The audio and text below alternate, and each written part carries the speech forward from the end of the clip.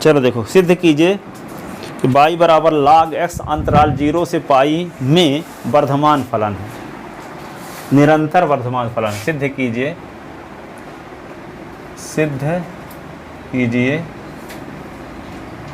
कि y बराबर log x है, y बराबर log x अंतराल। इस बार का पेपर ज़्यादा कठिन था क्या सर? 0 से इन्फिनिटी में, हाँ 0 से वो वाले थे उच्चिष्ट निम्निष्ट वाले क्वेश्चन ना, 0 से इन्फिनिटी में। उनको ना दीजिएगा, इतने बड़े बड़े परेशान हो जाते हैं, काट दे दीजिएगा, वही जो कोर्स में है उसी को उसको दे दीजिएगा। तो कोर्स है में सभी क्वेश्चन कोर्स में है, नहीं है सर, NCERT में नहीं है।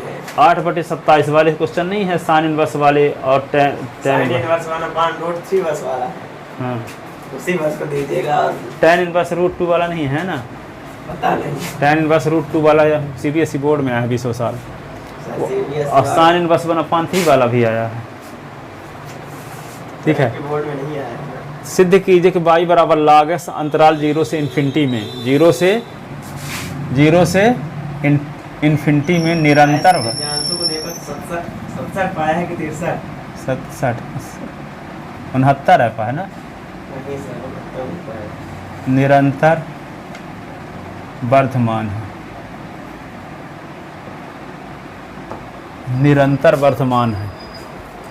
तो देखो fx y बराबर क्या लिख लो, log x, dy upon ds, तो log x, log x का अवकलन 1/x, ठीक है, dy upon ds, log x का तो 1/s हो गया। अब ये देखो 0 से इन्फिनिटी के बीच की कोई भी बिंदु s के स्थान पर रखो तो क्या ऋणात्मक कभी आएगा?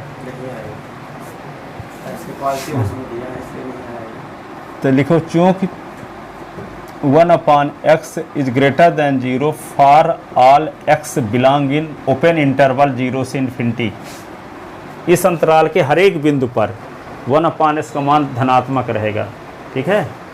तो क्या लिखोगे, किसी हालत में 0 आने का भी चांस नहीं है।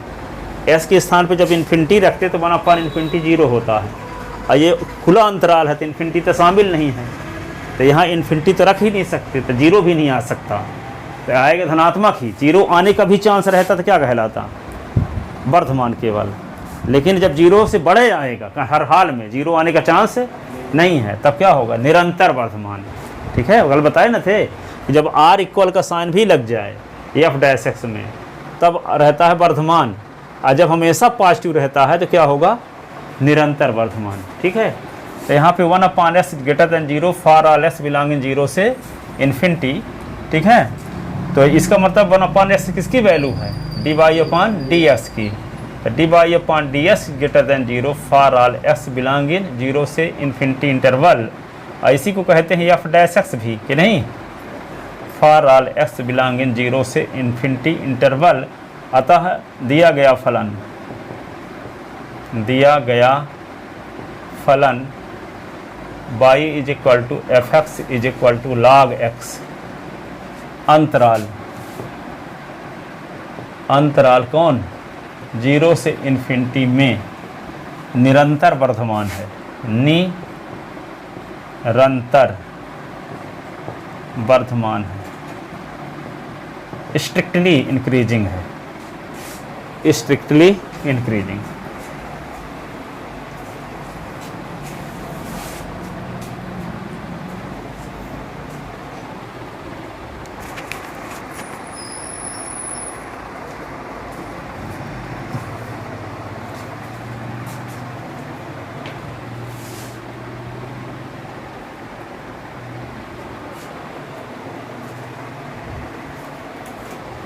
लिख लें,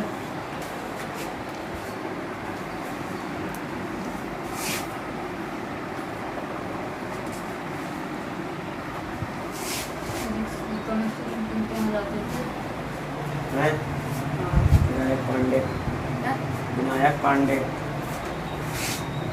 भी रहा। अरे कोई और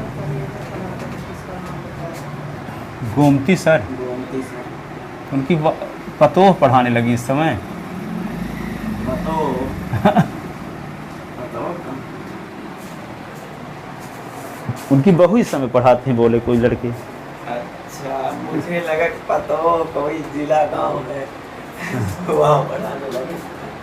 सिद्ध कीजिए कि f x is equal to a की पावर 2x आर पर क्या है, निरंतर वर्धमान है, निरंतर वर्धमान है, वर्धमान फलन है। ये दोनों क्वेश्चन है, लॉग एस वाला भी एनसीईआरटी का है, ये भी लॉग एनसीईआरटी का है, कल जो बताए थे वे सब एनसीईआरटी के हैं। अब देखो यहाँ क्या किया जाए, सुनो, f x is equal to क्या है, e की पावर 2x है, तो एफ डैश एक्स क्या होगा, e की D upon D x, e की पावर 2x, तो e की पावर 2x, अब पावर वाले का फिर से होगा दिपेश, तो 2s का क्या होगा 2, तो e की पावर 2s, 2s का 2, तो होगा 2e की पावर 2x, 2e की पावर 2x। ये किसकी वैल्यू आ गई, एफ डैश एस की। अब यदि x धनात्मक है, यदि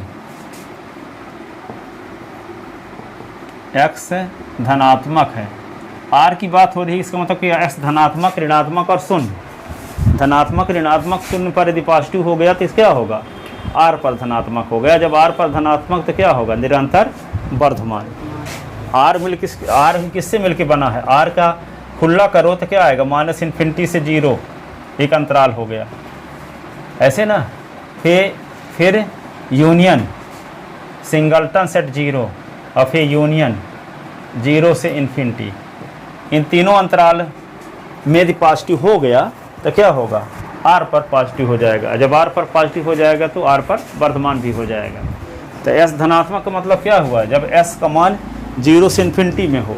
s का मान ऋणात्मक अर्थ क्या हुआ, जब s का मान -∞ से 0 में हो, और फिर जब s का मान 0 हो, फिर जब s का मान 0, और जब तीनों पर धनात्मक आ रहा है तो इसका मतलब r पर धनात्मक आ रहा है। और r पर धनात्मक आने का अर्थ क्या हुआ, तो पूरी संख्या रेखा पर फलन के अवकलन का मान धनात्मक आने की वजह से ये फलन क्या होगा, r पर वर्धमान होगा, r पर वर्धमान होगा। ठीक है, तो यदि s धनात्मक है, अर्थात इसका मतलब क्या हुआ, x बिलोंगिंग 0 से इन्फिनिटी इंटरवल,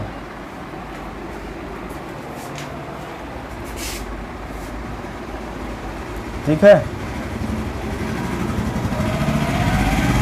तो माना इस अंतराल का कोई शीर्ष बिंदु लेते हैं s बराबर 1, तो f डैश 1 बराबर क्या होगा, 2e की पावर 2 इंटू 1।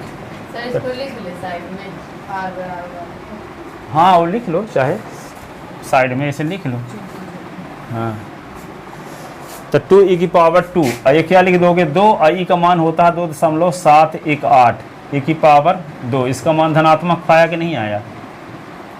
तो वैसे यहाँ पे लिखना जरूरी नहीं है, वैसे ही का मान ना लिखे तो काम चल जाएगा। नहीं तो कैसे आप स्पष्ट कैसे करोगे, हाँ वैसे स्क्वायर है उसका तो मान लो पॉजिटिव ही रहेगा। हाँ ये तो कन्फर्म है कि स्क्वायर तो पॉजिटिव रहेगा, पर लिख दिए तो जानते तो ये भी तो जानकारी रहेगी कि हाँ आप एक्स्ट्रा भी जानकारी रखते हैं। ठीक है, आम आदमी से हट के कौन कौन चीज़ें एक्स्ट्रा लिखते हो जो आपको 99% स्टूडेंट से अलग करता है, जो केवल 1% स्टूडेंट के अंदर क्वालिटी रहती है, इसलिए हम लिख देते हैं। ठीक है, हम ना लिखोगे तो भी चल जाएगा। चेक करने वाले मास्टर हो ऐसा होता है, इतना बढ़िया गहरे से देखते भी तो नहीं। पर ये काफ़ी तो देख के पता चल जाता है कि किस लेवल का स्टूडेंट है। तो डरिन तो जाएंगे सबसे पहले, तो वो कॉपी देखेंगे, 4-6 क्वेश्चन देखेंगे तो सब पता चला कि वो कॉपी ले तो नोट्स बना लेंगे, इसी प्रकार हम भी लिखेंगे, हम पढ़ाएंगे। 10वीं कॉपी ऐसा बढ़िया चेक किए थे कि जो बच्चा 50 नंबर पाने वाला था 60 नंबर पाए। जब s बराबर 0 अर्थात जिससे भी हिंदी लिखते हैं x बिलोंगिंग सिंगलटन सेट 0,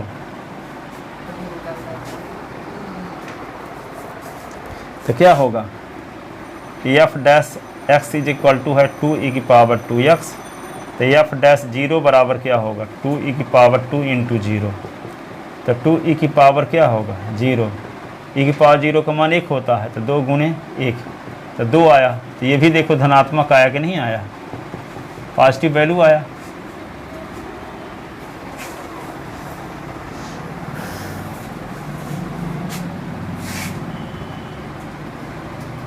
और जब x ऋणात्मक हो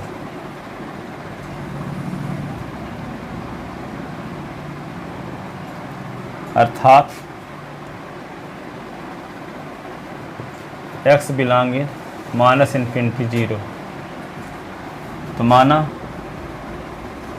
s बराबर कोई स्वेच्छ बिंदु ले लेते हैं -1, तो एफ डैश x बराबर क्या है 2e की पावर 2x, तो क्या होगा एफ डैश 1 बराबर 2e की पावर 2 इंटू -1, तो क्या आएगा 2e की पावर -2, तो इसको क्या लिख सकते हैं 2/e की पावर 2, तो 2/2.718 की पावर 2, तब भी देखो पॉजिटिव आ रहा है कि नहीं, तब भी पॉजिटिव आ रहा है। तो जब s का मान धनात्मक लेते हैं तब भी धनात्मक, s का मान 0 लेते हैं तब भी धनात्मक, और s का मान ऋणात्मक लेते हैं तब भी धनात्मक। इसका मतलब एफ डैश एस का मान ऋणात्मक आएगा ही नहीं, न शून्य ही आएगा। शून्य आने के लिए ज़रूरी क्या है, s की वैल्यू इन्फिनिटी होना ज़रूरी है, और इन्फिनिटी और माइनस इन्फिनिटी होना ज़रूरी है, और माइनस इन्फिनिटी और प्लस इन्फिनिटी r में शामिल नहीं होते, खुला अंतराल को शो करता है ना। देखो 0 भी आने का चांस नहीं है, जैसे मान लो सुन लो, जैसे r का मतलब तो ये होता है ना, r बराबर ये खुला अंतराल माइनस इन्फिनिटी से प्लस इन्फिनिटी। यदि मान लो s बराबर माइनस इन्फिनिटी होने का चांस रहता, तो एफ डैश माइनस इन्फिनिटी तो क्या आता 2e की पावर माइनस इन्फिनिटी, तो क्या होता 2/e की पावर इन्फिनिटी। और e की पावर इन्फिनिटी का मान क्या होगा, e की पावर इन्फिनिटी का मान क्या होगा, देखो नहीं बता रहे हैं आपको, समझा रहे हैं। इसका मान होता है 2.718 होता है ना, तो 2 यदि 1 से बड़ी कोई भी संख्या हो उसमें पावर बढ़ाते जाओगे तो मान बढ़ता जाएगा। फॉर एग्जाम्पल 2 की पावर 1 करोगे तो 2 आया, 2 की पावर 2 करो तो 4 आएगा, 2 की पावर 3 करो तो 8 आएगा, 2 की पावर 4 करो तो 16 आएगा, तो पावर बढ़ा। अब यहाँ पे देखो 1/2 की पावर 1 करो तो 1/2 आएगा, 1/2 की पावर 2 करो तो 1/4 आएगा, 1/2 की पावर 3 करो तो 1/8 आएगा, 1/2 की पावर 4 करो तो 1/16 आएगा। तो यहाँ देखते क्या है कि जिसका मान 1 से कम है उसमें पावर बढ़ाते जाते तो मान घटता जाता है कि नहीं, और जिसका मान 1 से बड़ा है उसमें पावर बढ़ाते तो बढ़ता जाता है। तो यहाँ ई का मान क्या है 1 से बड़ा है, तो इसमें पावर बढ़ाते जाएंगे तो मान बढ़ता जाएगा। तो ई की पावर बहुत बड़ी संख्या तो बहुत बड़ा मान, इसका मतलब क्या हुआ 2 बराबर इन्फिनिटी, 2/e की पावर इन्फिनिटी की वैल्यू इन्फिनिटी।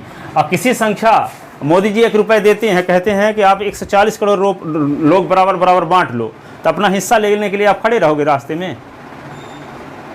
1 रुपये देते हैं, कहते हैं सब कोई 140 करोड़ लोग बराबर बराबर बांट के ले लो, तो अपना हिस्सा लेने के लिए खड़े नहीं रहोगे। उसकी वैल्यू किसके बराबर है, शून्य के बराबर, किसके 0 के बराबर है कि नहीं है। तो 2 रुपये को इन्फिनिटी टुकड़े करना है, तो इसका मान क्या आएगा शून्य, क्या आएगा शून्य। तो इसकी वैल्यू क्या हो गई 0। और e की पावर इन्फिनिटी की मीनिंग समझ में आई, क्योंकि e की वैल्यू जो होती है 2 से बड़ी होती है। तो किसी भी 1 से बड़ी संख्या की, किसी भी 1 से बड़ी संख्या में पावर को बढ़ाते जाओगे तो मान बढ़ता जाता है, ठीक है। तो यहाँ पे पावर जब बढ़ाते जाएंगे तो मान बढ़ता जाएगा। तो इसका मान क्या होगा, शून्य आने का चांस कब रहेगा, जब r में माइनस इन्फिनिटी शामिल हो। और r का मतलब होता है खुला अंतराल माइनस इन्फिनिटी और प्लस इन्फिनिटी। तो खुला अंतराल का मतलब सीमा वाले बिंदु उसमें शामिल नहीं है, तो माइनस इन्फिनिटी r में शामिल नहीं है। इसलिए r पर, कहने का मतलब ये हुआ कि r पर एफ डैश एस का मान शून्य भी आने का चांस नहीं है, क्योंकि शून्य आने के लिए r में इन्फिनिटी को शामिल होना जरूरी है, और r में माइनस इन्फिनिटी शामिल होता नहीं है। कि r की परिभाषा क्या है, माइनस इन्फिनिटी और प्लस इन्फिनिटी के बीच की संख्या को r कहते हैं। ठीक है। तो यहाँ पे माइनस इन्फिनिटी को जब शामिल करेंगे तब एफ डैश एस का मान शून्य आने का चांस रहेगा। इसका मतलब क्या हुआ, यदि माइनस इन्फिनिटी शामिल नहीं है तो एफ डैश एस का मान क्या होगा, हमेशा धनात्मक आएगा, कभी भी जीरो आने का चांस नहीं है।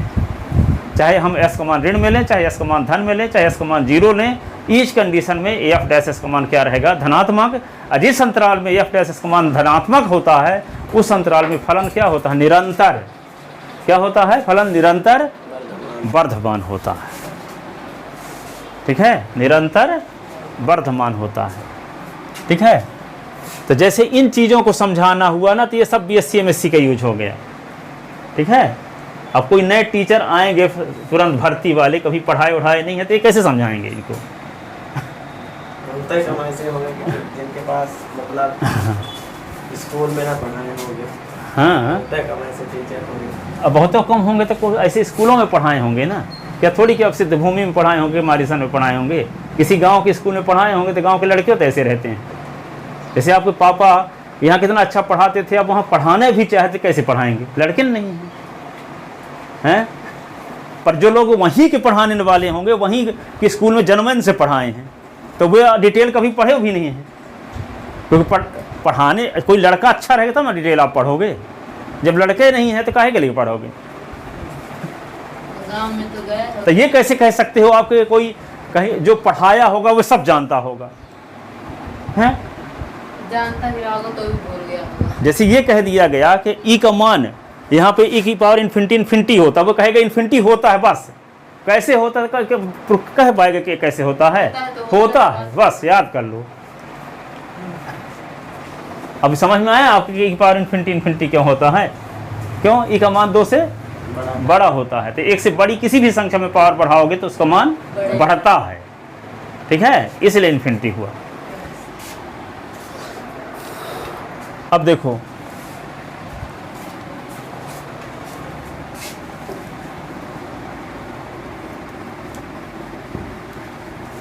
तो उपरोक्त से नीचे लिखना है, स्थान नहीं तो हम ऊपर लिख रहे हैं। उपरोक्त से स्पष्ट है, स्पष्ट है कि F dash x is greater than 0 for all x belonging minus infinity से 0 यूनियन सिंगलटन सेट 0 यूनियन 0 से इन्फिनिटी। चाहे हम एस का मान इस अंतराल में लें, चाहे एस का मान इस अंतराल में लें, इस समुच्चय का लें, चाहे एस का मान इस अंतराल में लें, इस कंडीशन में दिखा चुके कि एफ डैश एस क्या है, क्या है, 0 से बड़ा है। तो इसी को शॉर्ट रूप में क्या लिख सकते हैं, आर। तो implies f dash x is greater than 0 for all x belonging minus infinity से इन्फिनिटी आ गया। तो यहाँ पे क्या होगा, f dash x is greater than 0 for all x belonging R आ गया। इसका मतलब क्या हुआ, एफ एक्स आर पर निरंतर वर्धमान है, जिसका अर्थ है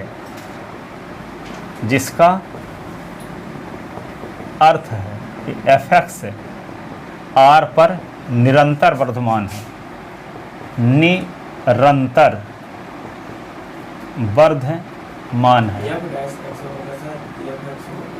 फलन ना वर्धमान होगा, ये तो एफ डैश तक चेक करने का प्रोसेस है। फलन के बारे में व्याख्या करना है कि वर्धमान है कि ह्रासमान है, तो एफ डैश एस को दिखाना पड़ता है कि धनात्मक आ रहा है कि नहीं। यदि एफ डैश एस का मान धनात्मक आ रहा है अंतराल के हर एक बिंदु पर, तो फलन वर्धमान होगा, न कि फलन का अवकलन वर्धमान होगा। क्या होगा, फलन वर्धमान होगा। एफ एक्स से एफ डैश एस न लिख देना, ठीक है। अब लिखो आगे,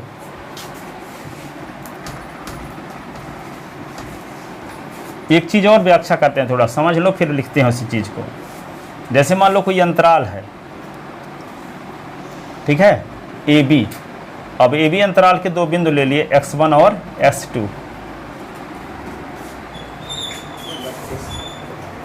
अब S1 छोटा है, अंतराल में पहले आया है S1 तो छोटा ही रहेगा, ये तो जानते हो।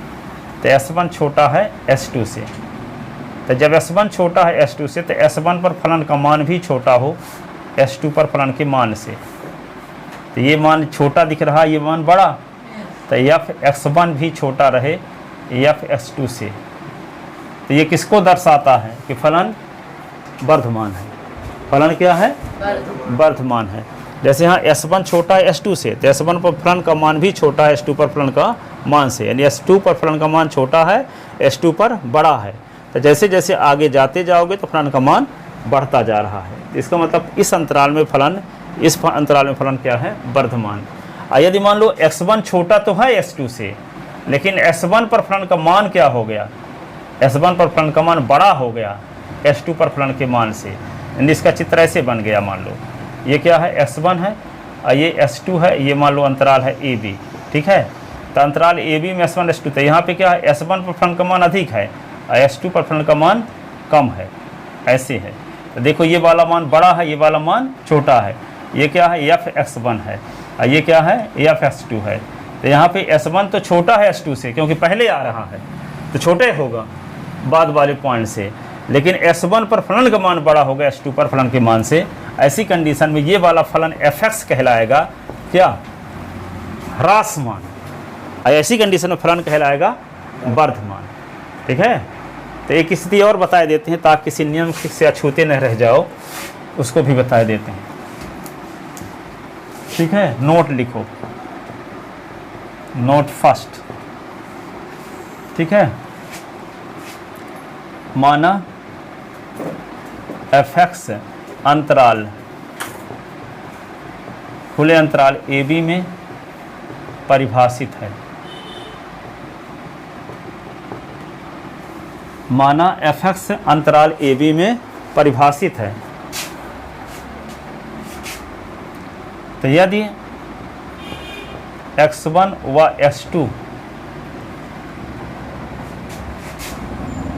बंद खुला अंतराल, खुले अंतराल AB में दो बिंदु इस प्रकार हैं, इस प्रकार हैं कि x1 is less then x2, तो implies f(x1) is less then f(x2). x1 छोटा है S2 से और S1 पर फलन का मान भी छोटा है S2 पर फलन के मान से, तब फलन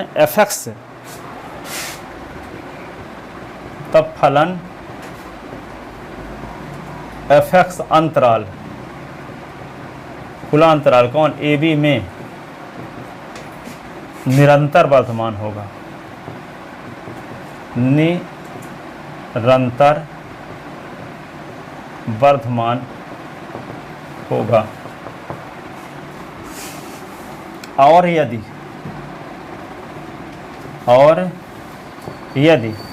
x1 is less then x2, तो इम्प्लाइज f(x1)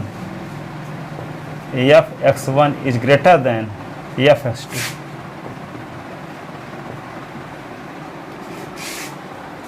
तब फलन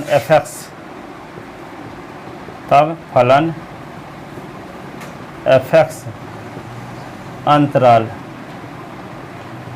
AB में निरंतर ह्रासमान होगा, निरंतर ह्रासमान होगा, निरंतर ह्रासमान होगा।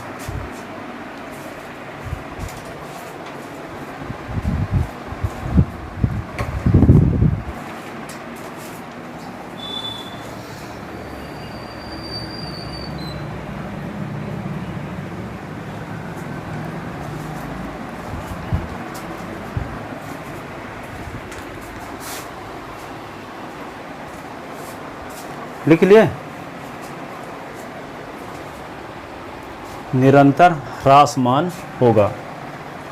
अब एक क्वेश्चन लेते हैं।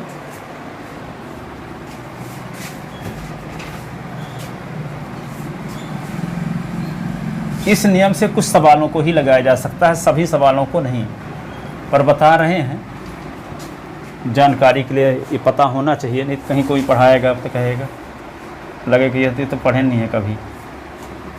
तो देखो यहाँ पे क्वेश्चन है एनसीईआरटी का, सिद्ध कीजिए।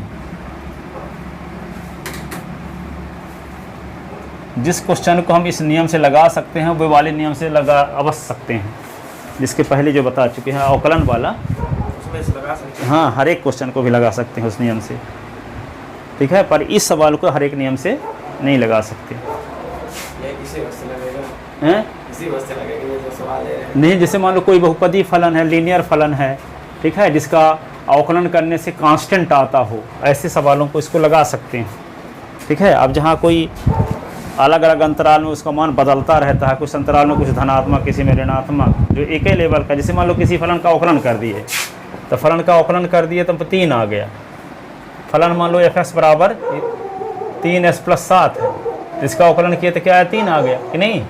तो 3, तो इस अंतराल में s का मान क्या है, क्या लिखोगे, -∞ से ∞ के बीच कुछ भी मान रखोगे तो 3 रहेगा, ठीक है।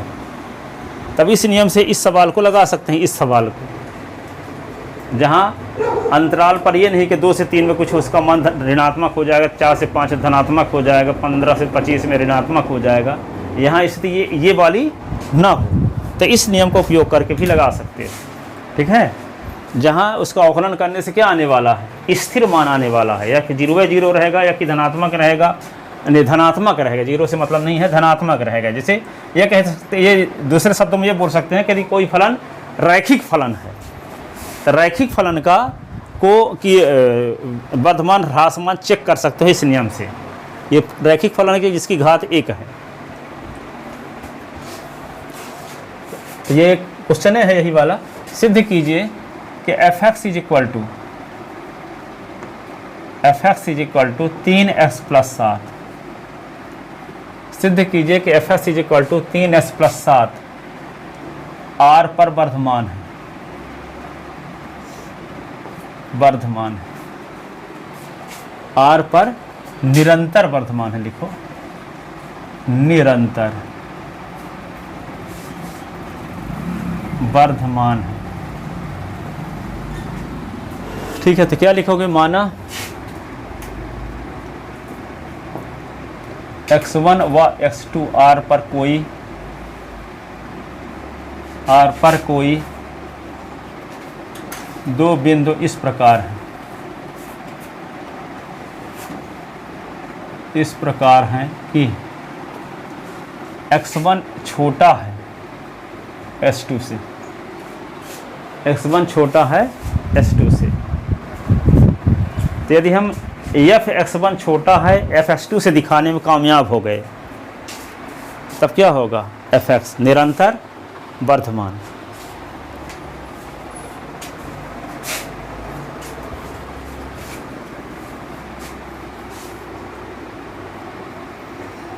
इस प्रकार है कि s1 छोटा है s2 से, तो fx को निरंतर वर्धमान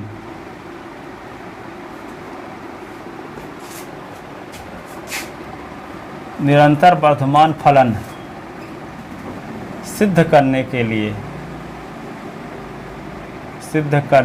लिए हमें दिखाना होगा, क्या दिखाना होगा कि fx1 is less than fx2, fx1 is less than fx2, ठीक है। तो जब x1 is less than s2, यदि s1 छोटा है s2 से, इसमें 3 का गुणा कर दोगे तब भी 3s1 भी छोटा रहेगा 3s2 से, कि नहीं। तो गुणा करते हैं, 3s1 छोटा होगा 3s2 से, 3 धनात्मक संख्या है तो वही स्थिति बनी रहेगी, 3 का दोनों साइड में गुणा किए ना। अब तो 3s1 भी छोटा रहेगा 3s2 से, दोनों साइड में 7 जोड़ दो तो 3s1 + 7 भी छोटा रहेगा 3s2 + 7 से, अब आपके पास फलन में क्या दिया है, fx बराबर दिया है 3x + 7, तो 3s1 की वैल्यू क्या होगी 3s1 + 7, fs2 की वैल्यू क्या होगी 3s2 + 7। ऐसे fs का मान 3s + 7 दिया है, तो s के स्थान पे s1 लिख दो तो क्या होगा 3s1 + 7, s के स्थान पे s2 लिख दो तो क्या होगा 3s2 + 7। तो जहाँ 3s1 + 7 है वहाँ क्या लिखा जा सकता है 3x1 + 7 fx नहीं fx fx1 fx ये लिखा जा सकता है। तो क्या लिख सकते हैं यहाँ पे fx1 छोटा है fx2 से। तो यहाँ देखो s1 छोटा है s2 लेकर चले तो दिखा दिए कि fs1 छोटा है fs2 से, fs1 छोटा है fs2 से।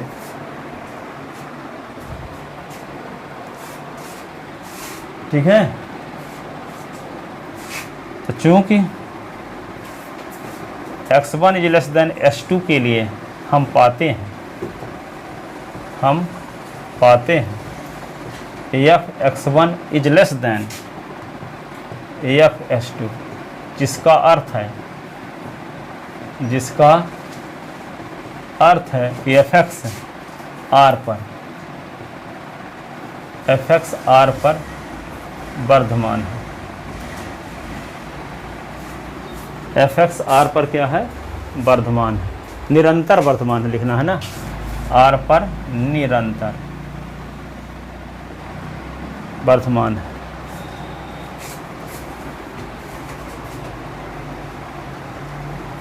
ये 6.4 तक है ना, 6.7 तक है, कहाँ तक है? नहीं हट गया, तो 3 एक्सरसाइज है, वर्धमान, ह्रासमान, इंक्रीजिंग डिक्रीजिंग, एक चर के सापेक्ष दूसरे चर के परिवर्तन की दर।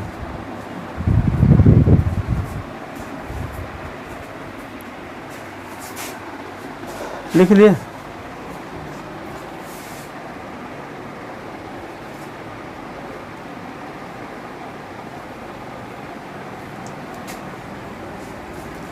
अगला क्वेश्चन लिखो, सिद्ध कीजिए।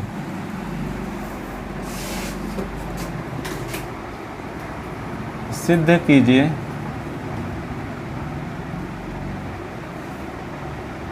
fx बराबर -5x + 27 r पर निरंतर ह्रासमान है। r पर क्या है निरंतर ह्रासमान है। इसमें x2 को बड़ा दिखाए, x2 को छोटा दिखाएंगे। नहीं, s1 छोटा s2 तो इस कंडीशन में लेंगे, पर x1 पर s2 फलन का मान बड़ा रहेगा s2 पर फलन के मान से, ये दिखाएंगे। ठीक है, तो क्या लिखेंगे, माना x1 व x2 r में दो बिंदु इस प्रकार हैं, दो बिंदु इस प्रकार हैं कि s1 > s2, s1 > s2।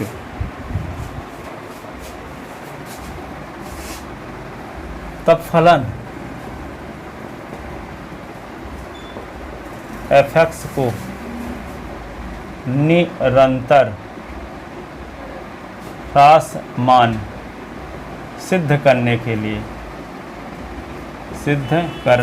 लिए हमें दिखाना होगा,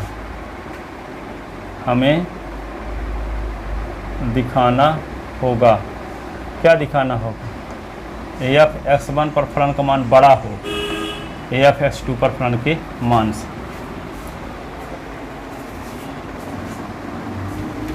x1 छोटा हो s2 से, वहाँ भी लेते थे यहाँ भी लेंगे, पर जब s1 छोटा है s2 से तो fs1 भी छोटा हो fs2 से तब वर्धमान। लेकिन s1 छोटा हो s2 से, लेकिन s1 पर फलन का मान बड़ा हो s2 पर फलन के मान से, तब क्या होगा ह्रासमान। क्या होगा ह्रासमान। ठीक है, तो क्या करेंगे, सबसे पहले s1 > s2 लेकर चलो। तो जब x1 is less then s2। तो क्या कर दो, दोनों पक्षों में -5 का गुणा करने से चिन्ह उल्टा हो जाएगा कि रही रहेगा? इसका गुणा जैसे मान लो, सपोज करते हैं, -5 जैसे मान लो, सुनो पहले, -32 या लिखो 32, 32 छोटा है 33 से कि नहीं? 32 छोटा है 33 से, और दोनों साइड में -5 का गुणा कर दो।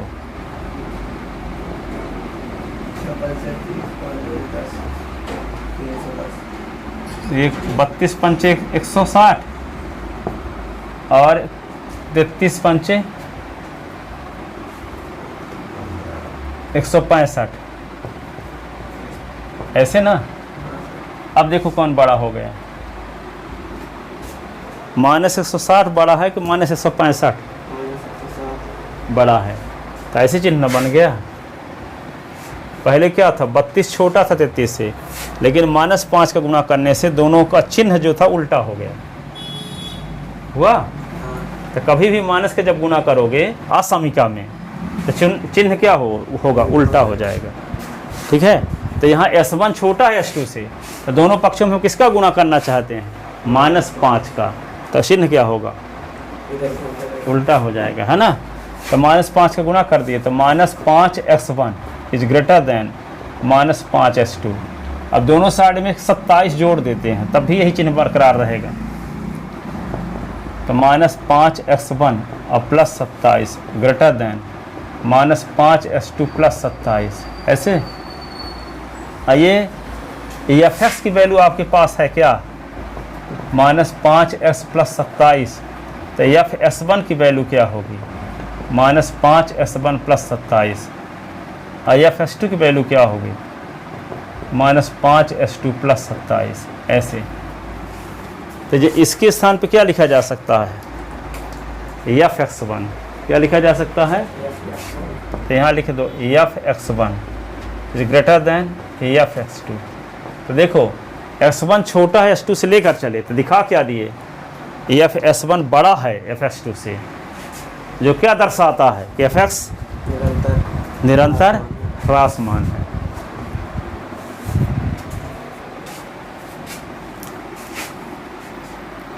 तो चूंकि x1 is less then s2 के लिए हम पाते हैं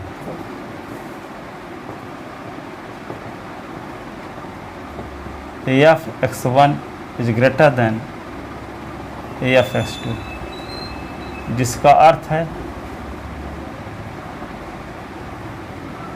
कि fx r पर निरंतर ह्रासमान, निरंतर क्या है? ह्रासमान है। क्या है? निरंतर क्या है? ह्रासमान है।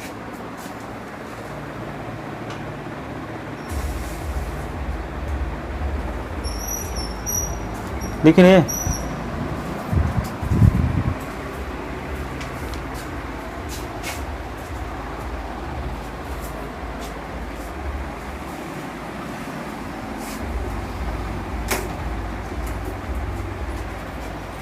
अगला क्वेश्चन लिखो, सिद्ध कीजिए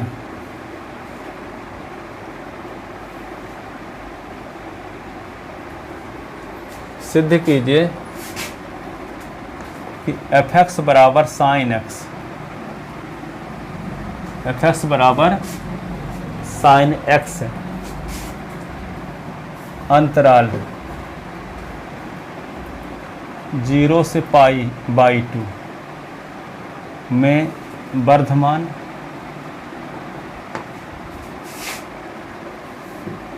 और π/2 से π में ह्रासमान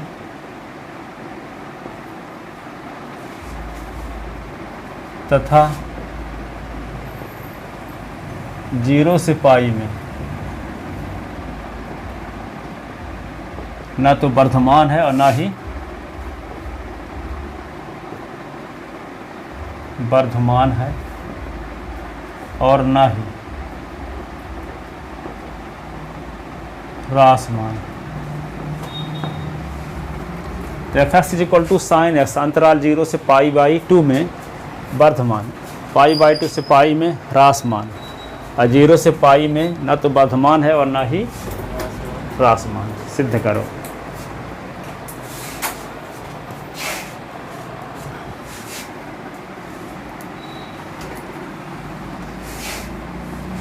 तो क्या लिखोगे? हल। F x is equal to आपके पास है साइन एक्स, तो f dash x is equal to क्या होगा? d/d या साइन एक्स। तो साइन एक्स का अवकलन क्या हुआ? cos x. और cos एक्स का प्रथम चतुर्थांश में धनात्मक मान होता है कि नहीं? तो 0 से π/2 का मतलब क्या हुआ? प्रथम चतुर्थांश है ना, कि नहीं? और वहाँ पे यदि s के स्थान पे π/2 रख दिया जाए तो 0 भी आ सकता है, कि नहीं? तो स्पष्टतः cos x is greater than or equal 0 for all x belong in close interval 0 से π/2 होगा धनात्मक, और 0 भी हो सकता है। कब? जब s का मान रख दिया जाए π/2, असीमा में शामिल है क्योंकि बंद अंतराल, ठीक है। तो यहाँ पे f डैश cos x किसकी वैल्यू है? f dash x। तो f dash x is greater than or equal 0 for all x belong in close interval 0 से π/2, जिसका अर्थ है कि एफ एक्स है बंद अंतराल 0 से पाई में क्या है? निरंतर वर्धमान के वर्धमान। निरंतर कब होता है? जब सिर्फ धनात्मक रहता है। यहाँ इक्वल साइन भी लगा है। अतः एफ एक्स बराबर साइन एक्स अंतराल 0 से π/2 में निरंतर वर्धमान है, वर्धमान फलन है, ठीक है। साथ ही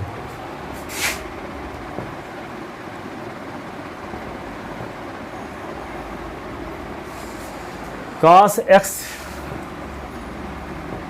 is less than or equal 0 for all x belong in closed interval π/2 से पाई। π/2 से पाई का अर्थ क्या हुआ? द्वितीय चतुर्थांश में। तो द्वितीय में क्या पारिचित होता है? जैसे साइन और कोसेक ना, ऑल सर्विस ट्रांसपोर्ट कंपनी। तो द्वितीय में साइन और साइन का उल्टा पॉजिटिव होता है, तो काश तो निगेटिव होबे हो करेगा, ठीक है।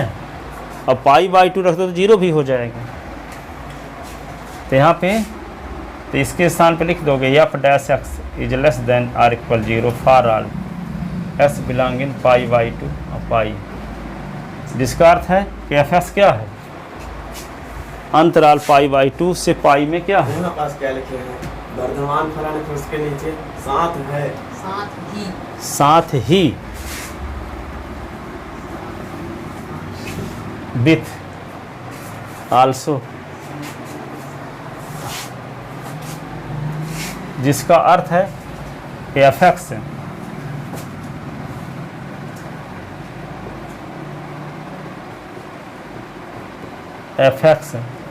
अंतराल π/2 से पाई में ह्रासमान फलन है।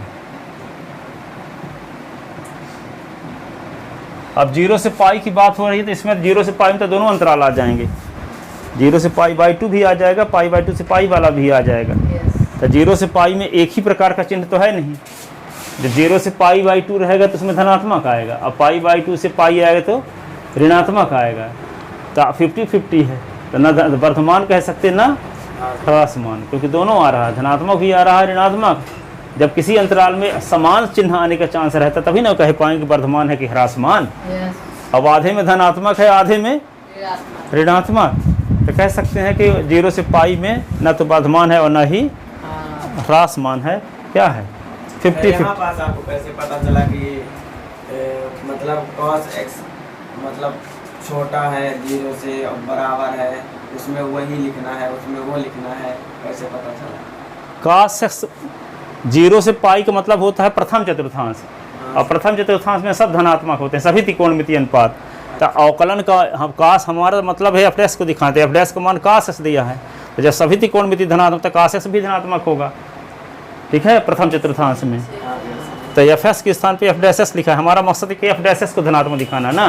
तो एफ डैश एस में तो cos s आया है, तो cos s के बारे में व्याख्या कर दें, उसके स्थान पे फिर बाद में एफ डैश एस लिख सकते हैं।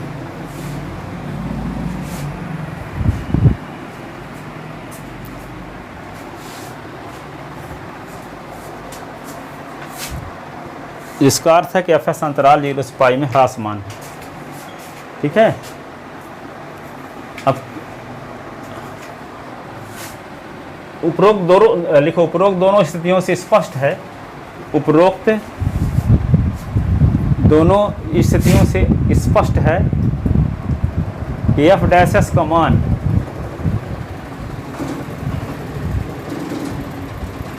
अंतराल 0 से पाई में स्पष्ट है एफ डैश एक्स का मान अंतराल 0 से पाई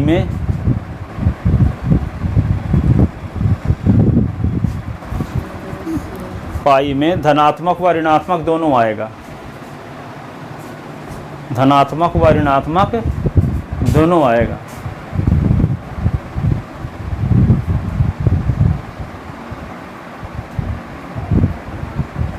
इसलिए एफ एक्स अंतराल 0 से पाई में ना तो वर्धमान है और ना ही ह्रासमान है। एफ एक्स अंतराल 0 से पाई में,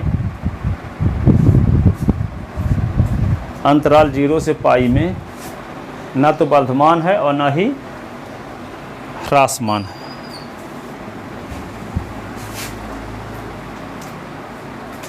ना तो वर्धमान है और ना ही ह्रासमान है, क्योंकि आधे में वर्धमान है आधे में ह्रासमान है, तो एक ही तो नहीं है ना।